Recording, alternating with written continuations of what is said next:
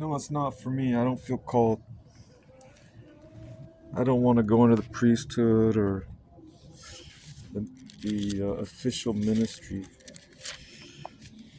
Then you got to be concerned about people, and you got to sympathize with people, schedule appointments with people to hear their grievances.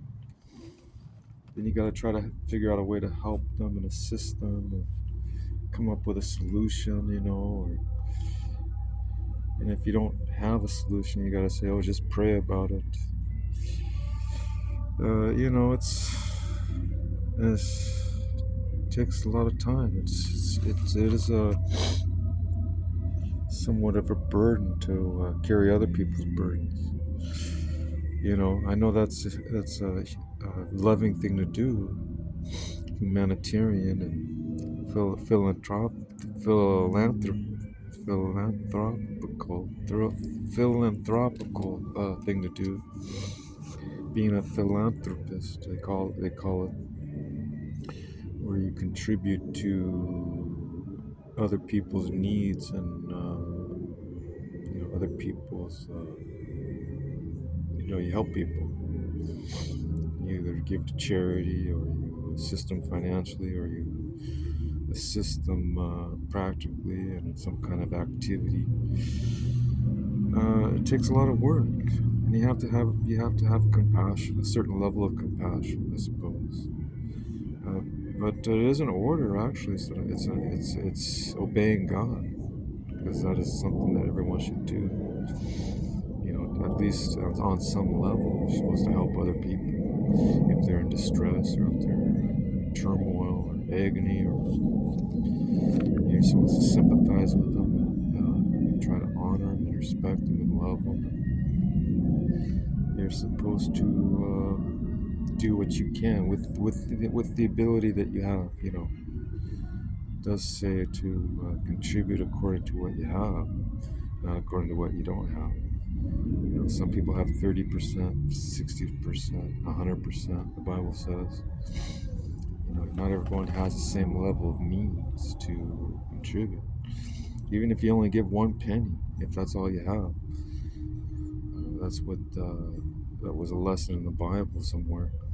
Jesus taught, observed some woman give only 1 penny in the offering. It wasn't a whole lot, but it was all she had. So she demonstrated, not that that was required. I don't believe that was required of her.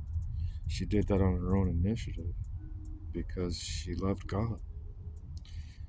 She expressed where her true treasure was. Her true treasure was God, because she doesn't exist. No one can exist without God. That's the point. Is if we realize why we exist and how come we exist and why we don't deserve to exist, really. We didn't bring ourselves into the world. Divine providence probably brought everyone into the world. If you believe in predestiny,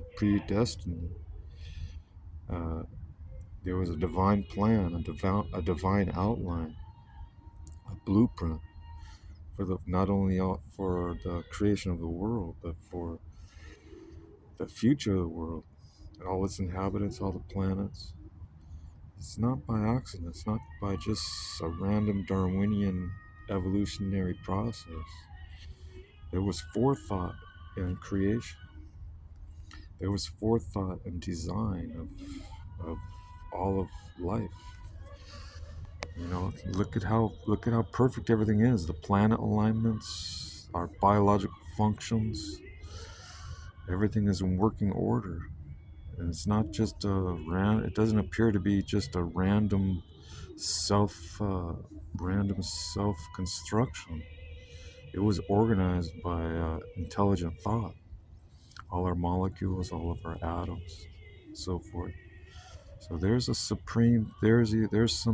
highly advanced intellect that put it all together. Some mastermind.